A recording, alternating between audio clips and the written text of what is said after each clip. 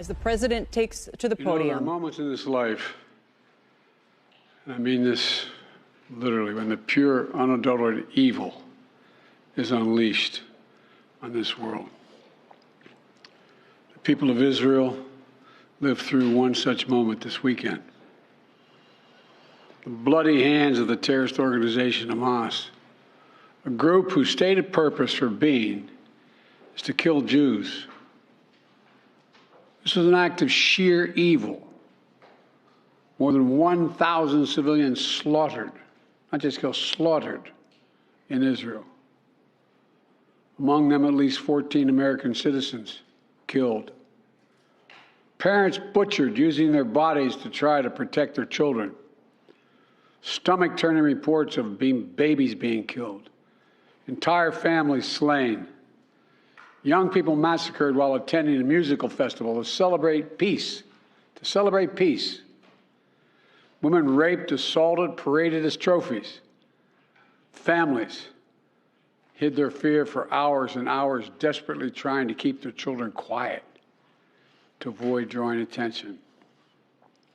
And thousands of wounded, alive but carrying with them the bullet holes and the shrapnel wounds and the memory of what they endured. You all know these traumas never go away. There's still so many families desperately waiting to hear the fate of their loved ones, not knowing if they're alive or dead or hostages. Infants in their mother's arms, grandparents in wheelchairs, Holocaust survivors abducted and held hostage. Hostages whom Hamas has now threatened to execute in violation of every code of human morality. It's abhorrent.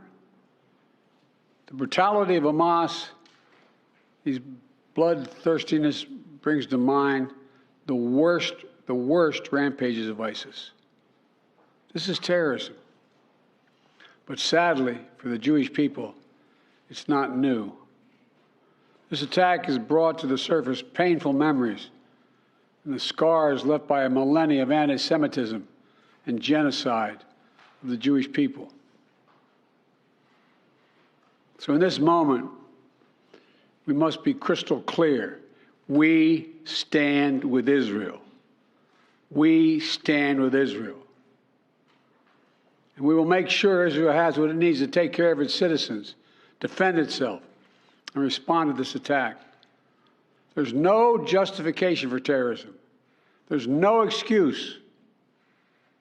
Hamas does not stand for the Palestinian people's right to dignity and self-determination. Its stated purpose is the annihilation of the state of Israel and the murder of Jewish people. They use Palestinian civilians as human shields. Hamas offers nothing but terror and bloodshed with no regard to who pays the price. The loss of innocent life is heartbreaking. Like every nation in the world, Israel has the right to respond, indeed has a duty to respond to these vicious attacks. I just got off the phone with a third call with Prime Minister Netanyahu. I told him, the United States experience what Israel is experiencing, our response would be swift, decisive, and overwhelming.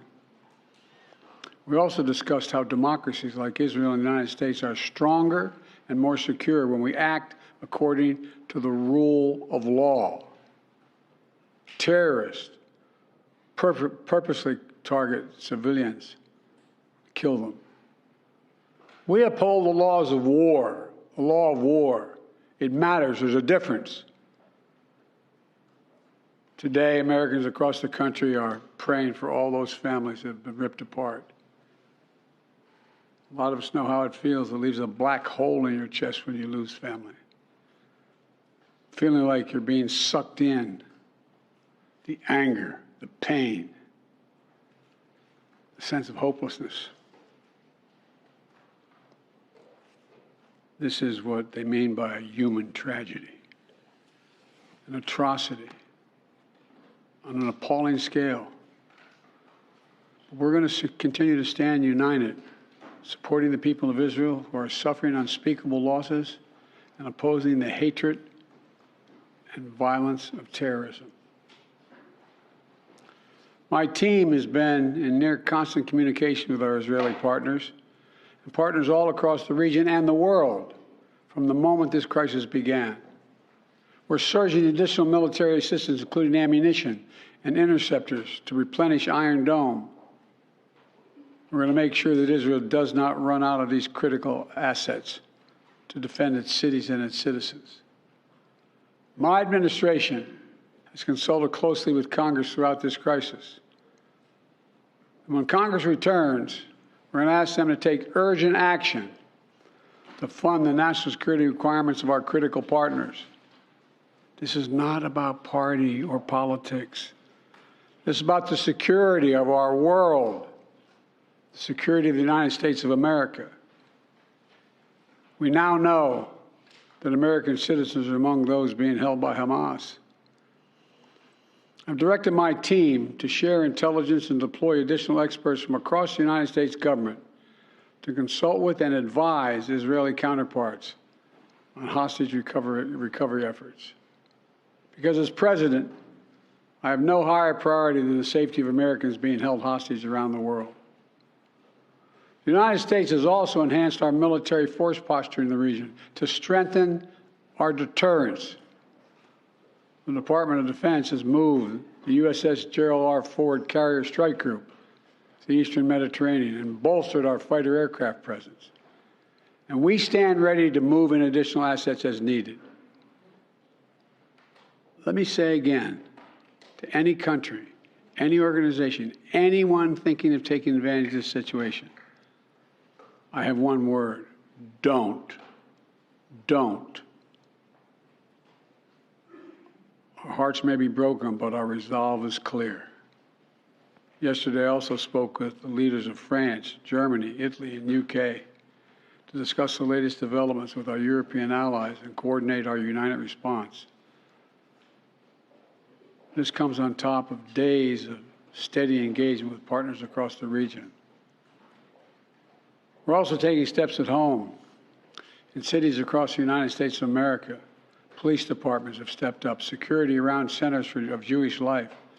The Department of Homeland Security and the Federal Bureau of Investigation are working closely with state and local law enforcement and Jewish community partners to identify and disrupt any domestic threat that could emerge in connection with these horrific attacks. This is a moment for the United States to come together, to grieve with those who are mourning. Let's be real clear. There is no place for hate in America. Not against Jews, not against Muslims, not against anybody. We reject. What we reject is terrorism. We condemn the indiscriminate evil, just as we've always done. That's what America stands for. You know, just over 50 years ago, I was thinking about it this morning, talking to the Secretary of State, the Vice President in my office. Over 50 years ago, as a young senator, I visited Israel for the first time as a newly elected senator. And I had a long, long trip, a meeting with Golda Meir in her office just before the Yom Kippur War. And I guess she could see the consternation on my face as she described what was being faced. They were facing. We walked outside in that sort of hallway outside her office to have some photos. She looked at me all of a sudden and said, "Would you like to have a photograph?" And so I got up and followed her out. We were standing there silent, looking at the press. She could tell, I guess, I was concerned. She leaned over and whispered to me, she said, "Don't worry, Senator Biden. We have a secret rep in here in Israel." My word is what she said. We have no place else to go. We have no place else to go.